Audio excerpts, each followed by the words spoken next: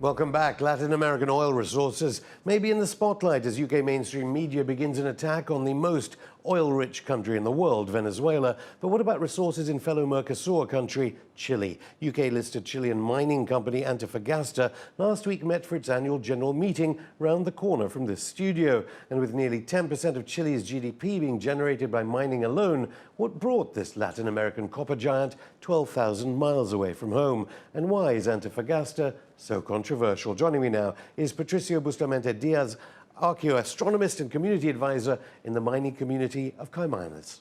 Patricio, welcome to Going Underground. So the London-listed BHP Billiton, reportedly facing a £30 billion claim for Brazil's worst ever environmental disaster. What similarities between the London-listed company Antofagasta and the mine in Chile? Buenas tardes. Good afternoon. There are similarities and there are differences.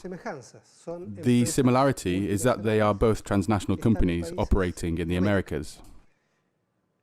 And they have both built large tailing stands that they say have been constructed with the latest technology and say are totally safe. But for example, in Brazil, the dam overflowed, but the one in Brazil was 1/100th the size, only 1/100th the size of the El Mayo in Chile. And it still caused an enormous environmental disaster, and the Minera Los Pelambres, which is part of the Antofagasta minerals, says that they are using the latest technology in the construction. But the Supreme Court in Chile has already qualified it as a danger to humanity because the dam was only constructed to resist earthquakes up to the level of 7.5 on the Richter scale, but for safety should have been constructed to resist up to 9.6 on the Richter scale.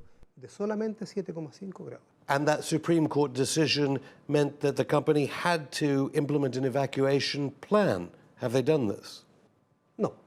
No. There is no evacuation plan in place. An evacuation plan would require hospitals. It would require an early warning system so that people can be evacuated if something goes wrong with the dam. It requires support services in order to attend to people who have been injured or killed. There are 2,000 people living just below the El Mayo mine, and if the dam breaks, they will be swamped. They will be killed within 10 minutes. Nothing has been put into place in order to evacuate or to protect the population, and what's more, the company is offering that if people sign a piece of paper saying they will promise to stop any legal case against the company, in existing legal cases or future legal cases, they will pay them £28,000. In exchange for receiving the signature, the company says that it will also have the right to increase the size of the dam by a further 70 meters, something that is already extremely dangerous. The dam has already been declared as a danger to humanity by the Supreme Court in Chile, yet the company insists on increasing the size. You mentioned 2,000 people. I understand 1,200 people from the Caimanes community have been affected also by contamination of the water supply. In Caimanes, there's a population of about 1,600 people, but there's also 400 contracted workers who live there and work there, so that makes about 2,000 in total. Once the company started operations, they completely blocked the small river Pupio, which was the river that provided water for the population, the crops and for the animals. This water supply was stopped. This is why the Chilean Supreme Court ordered it should be restored to its natural course, which would imply destroying the dam. Now, the company, of course, is looking for an alternative solution. However, in legal terms, the Supreme Court's order in Chile is equivalent to the word of God. What it says has to be done. However, if the company manages to avoid the financial decision dictated by the Supreme Court, then that would constitute an attack on the rule of law in Chile. For today, the people in Caimanes do not have water to drink, or for their animals or their crops. And also, the water that is coming through is contaminated. There are reports signalling contamination with heavy metals caused by the mining company. Yeah, I said Antofagasta was in mining and it was a mine. It's actually a dam.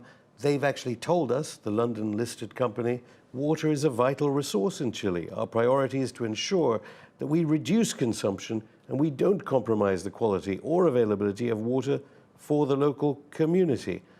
You're saying they're not telling the truth? La empresa miente. The company is lying, not only when it comes to Caimanes. Last week, there was a decision of the Supreme Court about the case of Alto Maipo, which is a project linked to the Mayo Dam, built to provide electricity supply for the mining company operations, which is contaminating the water of Santiago. In the case of the Mayo Dam, you've got 2,000 people's water being affected, but in the case of Alto Maipo, in the capital of Chile, 7 million people have their water supply polluted according to reports. They not only have contaminated the water in Caimanes, but also the water in the capital. This is a foreign company. It's a company with UK capital that is contaminating the water supply in the capital of Chile, the water my children and I drink. A recent report by the Chilean Medical School, led by Dr. Andrei Chernichen, an expert in the subject, points out that the water in Caimanes is polluted with heavy metals and that the same is the case in the water in Santiago, that in 50 years the water will be undrinkable. I ask you as a journalist, what would happen if in the UK a Chilean company came and polluted the water supply in London? That is exactly the case. This is my country, the capital of my country. These are 7 million people's water that is being affected by a company, which is a Chilean company, but whose capital comes from the United Kingdom, and it trades in this country as well. Therefore, the responsibility lies here. All of these have been made possible by the very high levels of corruption that are affecting Chile. This is not something I have made up. It's part of what is happening in Chile nowadays. The corruption scandals are appalling. So when the mining company addresses the public, it's just a prepared speech, because they have to. However, that speech is a lie. Patricio Bustamante, thank you.